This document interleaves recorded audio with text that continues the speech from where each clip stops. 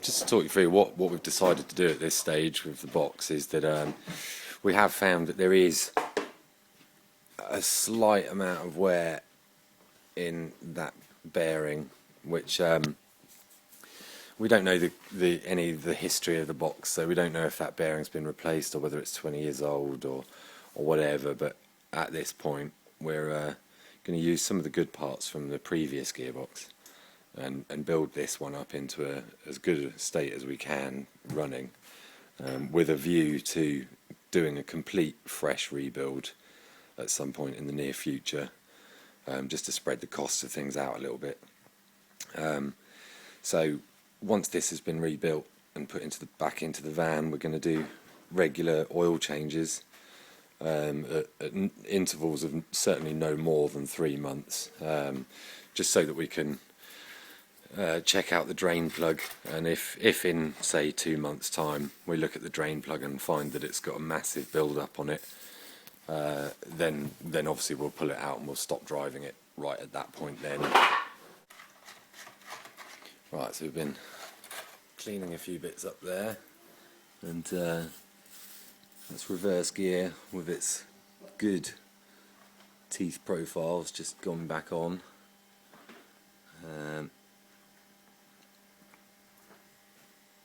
And slowly we're going to be putting more and more bits into there. This over here is there's a new gasket that Aidan's just made up.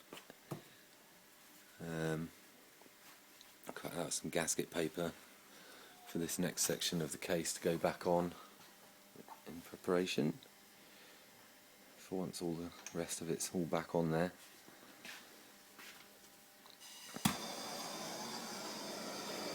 So what are you doing there then, Aidan? We're just warming this reverse G Syncro hub up a little bit to expand it so it will go onto the splines on the shaft,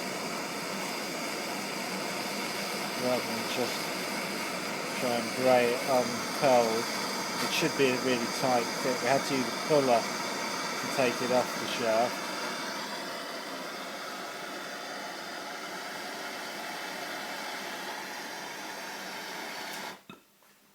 We're just putting 100 degrees into that, just so that it goes on nice and easily. Save stressing anything. Yep.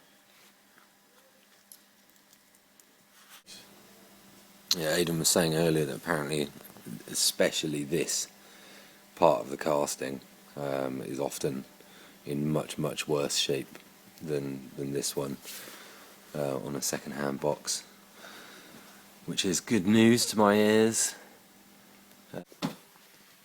Here is an example of one that isn't quite so good anymore.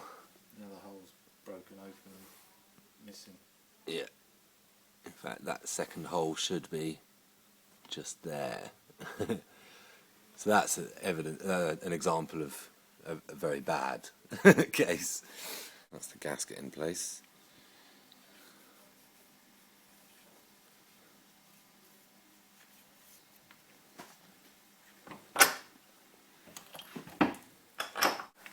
So that's the box been spun over in its cradle, and this part of the casing with the G gear and stuff in place in the casing just lifted up into position.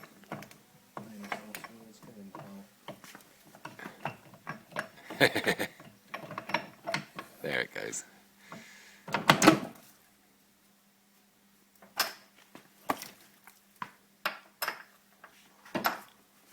So Aidan's just putting the bolts back into the nose cone here. And one of the things that showed the fact that it may well have been, well, or has been rebuilt in the past, was that when the bolts came out, some of the wrong bolts were in the wrong holes. In fact, was it this one? That had a long bolt in. It should be the one that I'm just tightening now. So yeah, the bolt was a bit long in this section here, which obviously if it's too long, it's going to pop out the bottom of the case there, which is less than ideal. So yeah, all the correct bolts have gone back into the correct holes now. Okay, so the diff lock was stuck in the box that we've just got, so we've taken the whole assembly out earlier. Aidan's just used this this ream on the drill there to ream out the inside of this part here. This is the one from my old gearbox, which as you can see has got a bit of damage on it there, just behind the O-ring seal, which one of the reasons why we thought we'd use the original part from this box and ream it out so that it's all freely moving again. Aidan's just cleaning up the actual pen that does the operating of the diff lock selector fork. We're going to have a quick comparison with the one that came from this box and the one that was from my old one. See which one's the better one to put in.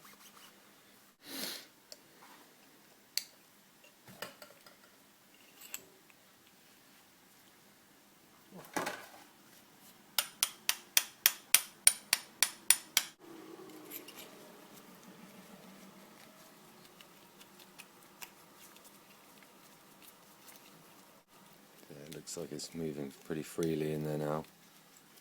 It was jammed absolutely rock solid when the box arrived, and that's the sleeve that it moves in is it's aluminium, isn't it? It's some sort of aluminium-like alloy.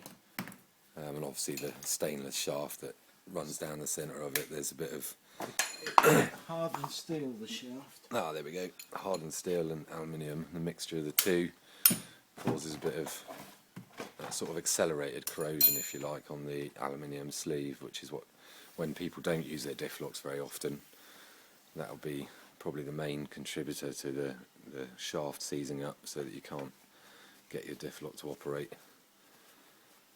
Hence the recommendation of operating them every once in a while, just to make sure that there's oil moving down in between those two. And there we have it, nice and freely moving, springs moving it back out of the sleeve on its own. Lovely. So yeah, that's the roll pin that goes into the end of that hardened steel diff lock operation shaft.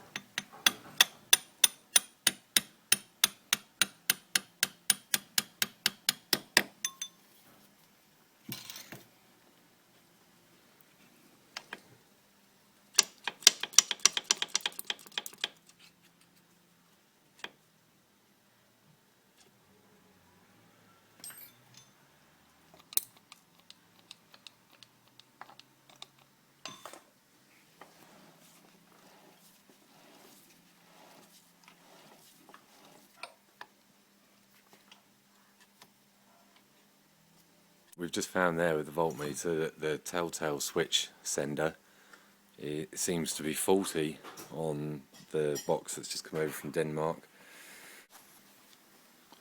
Okay, so I'm going to do a quick test on the one that came out of my old box.